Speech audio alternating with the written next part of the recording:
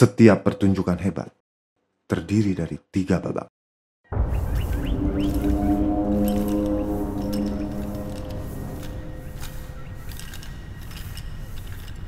Bagian pertama, seorang tokoh menunjukkan sesuatu hal yang biasa.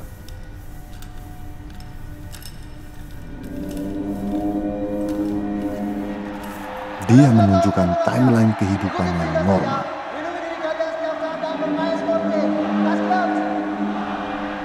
Sesuatu yang sering terjadi pada setiap orang, memberi waktu agar penonton mengenal tokoh lebih dekat.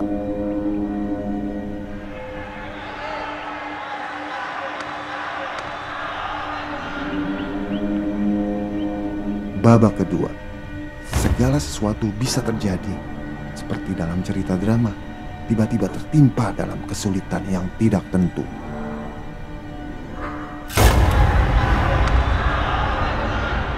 Sekarang penonton mulai ketakutan,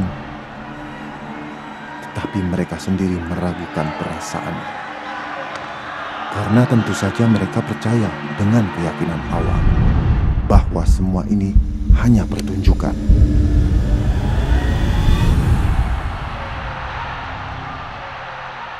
Menghadapi kesulitan adalah hal yang biasa. Namun, mengembalikan keadaan adalah sesuatu yang luar biasa.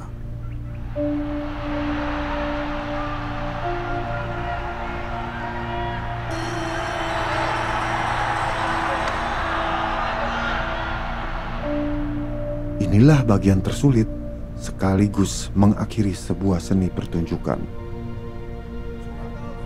Flyweight 56,7 kg kepada Becalawo. Jika ada seseorang yang mampu mengendalikan hidupnya di dunia nyata seperti dalam seni pertunjukan, dia adalah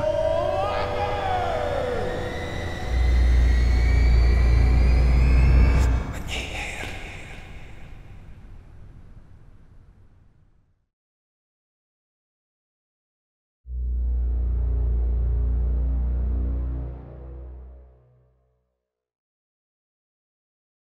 Dia nggak kalah menarik dibandingkan yang lain. Langsung saja kita gelar, inilah dia title fight di kelas flyweight 56,7 kg. Fighters kita disuruh Fight yang bagus, durasinya. Dan sekarang keluar dan dia masih di posisi guard. Ya, kita lihat apa yang terjadi di posisi guard. Berdiri. Teknik banting. Kita sudah mendapatkan 2 juara di kelas feather dan di bantam. Ada 1 kelas yang belum, dan kelas ini sebenarnya bisa dibilang kelas neraka. Karena di Indonesia, petarung-petarungnya itu secara postur itu sangat ideal. Baik dari kerangkanya, tingginya, massa ototnya, dan body fatnya itu sangat ideal sekali untuk orang-orang Indonesia. Karena persaingan di kelas ini sangat-sangat ketat dan petarungnya juga sangat banyak sekali. Ya pemirsa, kita memasuki partai pertama kelas flyweight pada malam hari ini yang Untuk mendapatkan seorang juara, kita memastikan mendapatkan semua petarung di kelas flyweight dari seluruh Indonesia. Gimana caranya? Kita adakan audisi. Dari audisi itu, kita menyaring 8 petarung terbaik dari seluruh Indonesia. 8 petarung terbaik ini akan kita taruh di 1 turnamen dan berkompetisi untuk mendapatkan 1 orang juara.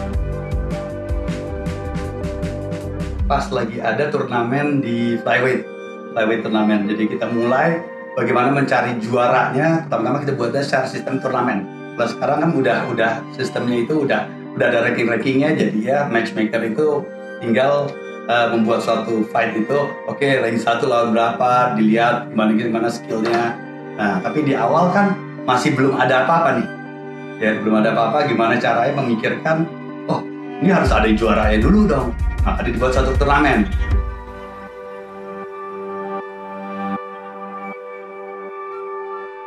Awal saya masuk One Pride itu pada tahun 2012, saya melihat postingan di sosmed, di akunnya Fransino Tirta. Beliau memposting bakal ada kejuaraan atau bakal ada event yang namanya One Pride MMA Indonesia, di mana tujuannya adalah mengangkat fighter-fighter Indonesia dan menyiapkan fighter-fighter Indonesia untuk berkompetisi dan nantinya bisa tampil di kompetisi internasional. pada saat dia audisi, dia itu datang dengan sangat humble sekali ya. Dia datang sendirian, nggak ada teman, nggak ada pelatih. Biasanya fighter-fighter lain tuh datang dengan timnya, ada pelatihnya, ada lawan sparringnya, ada rekan sesama timnya, ada teman-temannya. Dan dia pun bisa dibilang sangat humble ya, nggak kelihatan badannya tuh seperti fighter. Dia pun cengangas-cengenges orangnya, jalan pun agak-agak nunduk gitu. Jadi kita ngelihatnya Mas Wardi kesini mau audisi atau mau nonton, kita bilang, mau audisi, kok nggak ada temennya, kayaknya tasnya pun cuman kantong kresek aja gitu ya kan. Dan ternyata saya kaget pada saat audisi itu mereka semua pada profesional di mana ada pendampingnya. Sedangkan saya berangkat sendiri, saya naik sepeda dari rumah menuju ke stasiun Bogor. Kemudian saya naik kereta, saya mendaftarkan diri. Ternyata kesehatan saya dites waktu itu kurang baik-baik. Dibilang dokter saya kecapean, nah, tapi dikasih kesempatan. Saya merengek ke dokter, dok tolong dong lolosin saya. Ini kayak harapan saya di sini gitu. Tapi ya di luar dugaan kita, dia mendapatkan hasil audisi yang bagus. Dan pada saat di turnamen, itu lawan-lawan itu lebih besar dibandingkan dia. Berotot, bertato, dan sangar-sangar. Kita nggak melihat sosok petarung di dirinya Wardi sebenarnya.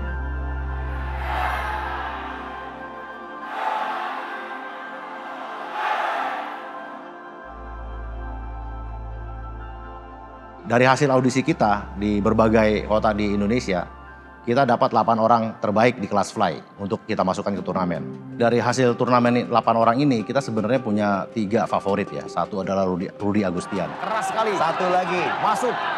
Terus 2. Dia adalah seorang striker, praktisi Muay Thai, dan secara bobot dia paling besar di kelasnya ini. Yang kedua adalah Rengga. Dia juga adalah seorang ground fighter, mempunyai postur yang tinggi juga, dan mempunyai striking yang cukup baik juga.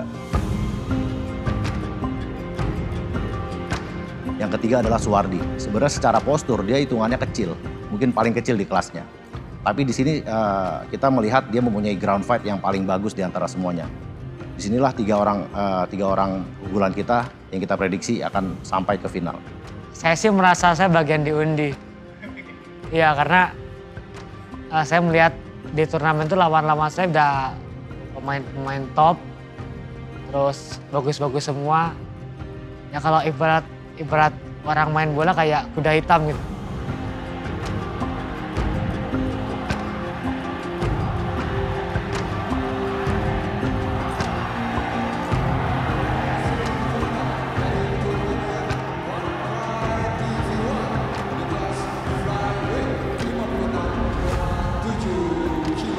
Karena mereka berada di dalam satu pool, Rengga ketemu dengan Rudy itu di babak semifinal. Setelah peraturannya, pemain sportif, diri dia sendiri, tos, baik sudut. Dan pada saat itu Rengga dengan kecerdikannya, dia bisa memanfaatkan kelemahan dari Rudy. Pada malam hari ini yang langsung dimulai dengan takedown oleh Rengga tanpa terburu-buru. Rudy dibuat lengah, diambil takedown. Dan pada saat Rudy membelakangi punggungnya, dilakukanlah kuncian rear naked choke. Sehingga Rengga bisa mencapai ke final. Dengan game plan dia untuk tidak menjual beli dan langsung go engage for the takedown. Ya, betul. Dan dapatkan back. Pada saat masuk ke final, Rengga itu juga selalu menang dengan kuncian. Dan dia adalah seorang fighter yang masih muda, namun juga mempunyai kuncian yang sangat bagus. Begitu juga dengan Suwardi. Dari fight pertamanya sampai ke final, dia selalu menang dengan kuncian. Sulit sekali. Oh, elbow yang bagus sekali. Dan RNC coba dilakukan oleh Wardi. Lihat masuk. Sangat dalam. Kita lihat. Akankah dia dan Sulit apakah sekali. Wardi akan memasuki posisi Step out. Tampaknya Wardi mendapatkan tiket menuju final saya Bung Francino ya. Betul sekali. Terlihat mudah sekali bagi seorang Wardi.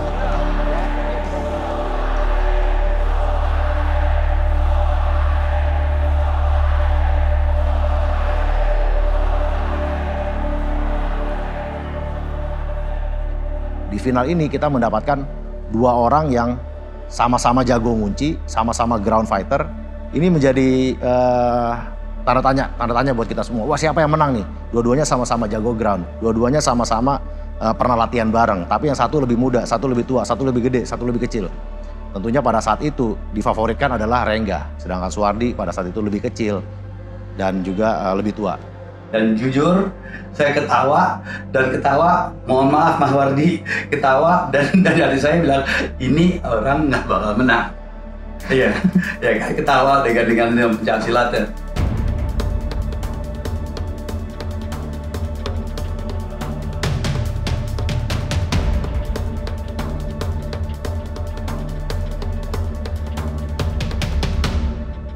Title fight melawan Rengga Rafael Richard itu nggak pernah kepikiran sama sekali. Saya nggak pernah bermimpi sampai level itu, nggak nyangka semuanya bisa sampai tahap itu. Tim pun juga kayak bilang, wah kita sampai sini ya gitu ya, kaget semuanya. Begitu masuk ke final, seluruh pendukung Suwardi yang dari PSHT itu datang nonton. Kita waktu itu kaget, bener-bener satu stadion kita diisi oleh supporternya Suwardi. Tapi juga nggak kalah dari supporternya Rengga. Rengga juga ternyata begitu final, banyak juga pendukung yang datang. Jadi pada saat itu kita benar-benar overwhelmed dengan keadaan stadion kita yang tadinya biasa-biasa aja. Begitu masuk final, pendukung Suwardi itu ribuan, pendukung Rengga juga ribuan. Benar-benar kita merasa, wah gila ternyata olahraga kita ini sangat diminati dan digemari oleh pemirsa di Indonesia. Partai yang paling ditunggu-tunggu dan dibicarakan pada malam hari ini untuk One Pride Season 2. Partai perebutan sabuk nasional di kelas flyweight antara Suwardi melawan Triple R, Rengga Rafael Namun Richard. di pertandingan finalnya itu, kita semua dibuat kaget. Di awal ronde, Rengga melakukan takedown. Pertandingan dengan jual beli. Dan takedownnya sangat baik oleh Rengga, tapi kita tidak boleh meremehkan skill ground. Pada saat melakukan takedown, Wardi langsung menangkap kepala Rengga dan melakukan kuncian guillotine, dan di luar dugaan Suwardi bisa melakukan kuncian guillotine choke pada Rengga. Kita lihat apakah bisa dalam. Dan Wardi memenangkan kejuaraan nasional pada malam hari ini dengan sangat cepat. Dengan sangat cepat dan kita tidak menyangka justru dia yang dikebawain. Biasanya orang kan untuk melakukan guillotine choke.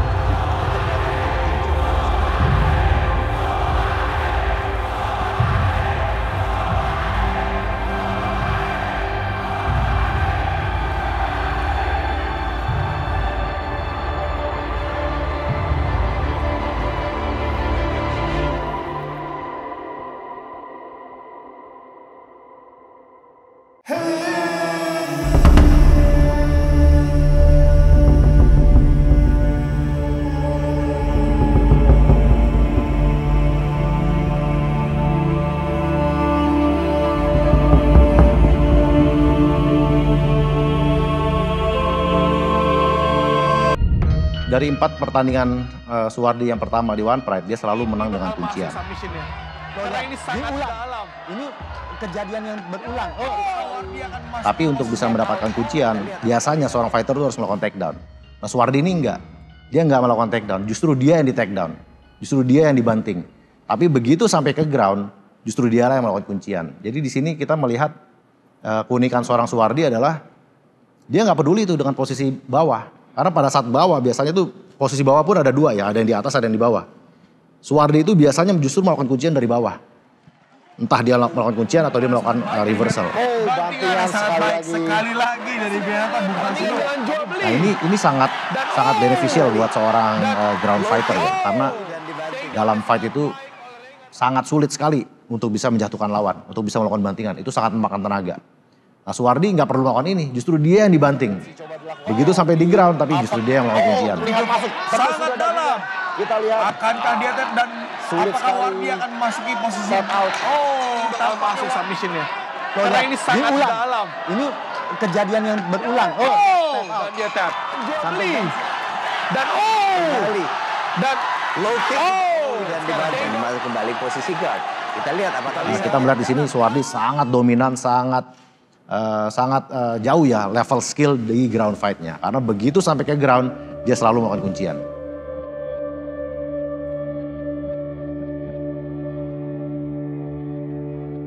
Setelah menjadi juara di kelas flyweight, Suwardi kita jadwalkan untuk mempertahankan gelarnya pertama kali melawan seorang pegulat, yaitu Sutrisno. Rom Rambo Muay Thai 4294 Semarang, Sutrisno. Agak deg-degan juga sih karena kan ada beban di mana saya harus mempertahankan gelar. Sementara saya melihat perkembangan Sutrisno ini makin hari makin bagus. Dia seorang pegulat yang handal.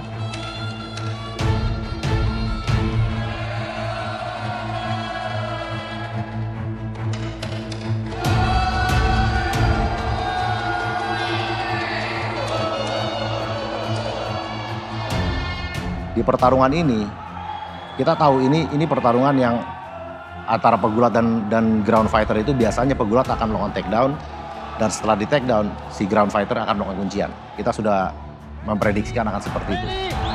Fight! Para pecinta Sports One yang kita tunggu-tunggu. Saya mesti kayak merubah strategi saya. Akhirnya saya berbicara dengan tim, gimana kalau kita rubah strateginya. Oke, kata Mario, Mas Wadi berani pukul-pukulan nggak? Ayo, nggak apa, nggak masalah gitu. Tapi ternyata di awal-awal ronde pertama, Suwardi itu menjaga jarak. Dia nggak mau di take down, dia malah jual beli pukulan sama Sutrisno. Kembali Sutrisno berdiri. Sutrisno dengan pukulan-pukulannya. Suwardi harus mendarat hati-hati kembali. ya. Dan pada saat disitulah kita melihat, loh Suwardi ternyata pukulannya kencang juga. Dan bukan hanya pukulan, dia juga melakukan beberapa Muay Thai clinch, di clinch. Dan Sutrisno dikasih knee berkali-kali. Sampai matanya bengkak. Di sini kita melihat, wah gila Suwardi ternyata bukan hanya seorang ground fighter. Dia juga ternyata adalah seorang striker dan cukup handal juga. Walaupun kita nggak melihat bentuk-bentuk striking yang mungkin istimewa, tapi pukulannya kena. Knee-nya pun kena dan itu membuat Sutrisno kewalahan. Saya melihat, wah Sutrisno udah kehabisan tenaga. Sutrisno mengalami damage yang cukup banyak di matanya, di bibirnya berdarah. Tendangannya tadi banyak. Uppercut, knees lagi, kembali knees lagi. Oh, kita lihat. Dan dia sudah mulai kelelahan ini. Ya. Seperti baik sekali di sini. knees kembali lagi. Kembali ke dia melakukan shoot. Shoot ya, yang dimana di sini juga tidak shoot hanya untuk bertahan ya Bung ya? Tidak. Iya. Oh, ronde satu. Dan ronde pertama berakhir. Di sisi lain, kayak ini bukan saya tuh kayak nggak yang mukulin temen gitu, saya nggak yang ngajar orang membabi buta, tapi ini pertandingan MMA di mana kalau saya nggak mukul saya bakal dihabisin juga kan. Saya harus melawan, saya juga harus bisa mukul balik lawan. Dan bersyukur ternyata game plan kami itu sangat berjalan. Masuk ronde kedua, sama Suwardi juga masih melakukan striking. Bahkan dia menjatuhkan Sutrisno dengan salah satu Dia tidak lini. coba menyelesaikannya untuk bermain di bawah, hanya untuk menjaga jarak ya, hanya untuk bermain jarak rapat ya. Dan kembali knees lagi, knees dan kali ini baik jatuh. sekali ya. Di sini seperti kita lihat Sutrisno juga sepertinya udah tidak mau untuk Tidak mau coba berdiri lagi ya. Dia tidak Karena serangan lututnya sudah masuk dan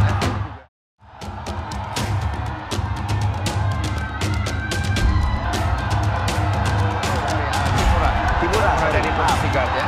kuncian bahu juga. Kuncian bahu dari guard. Arah yang berbeda. Oh man. Dan that's a tap.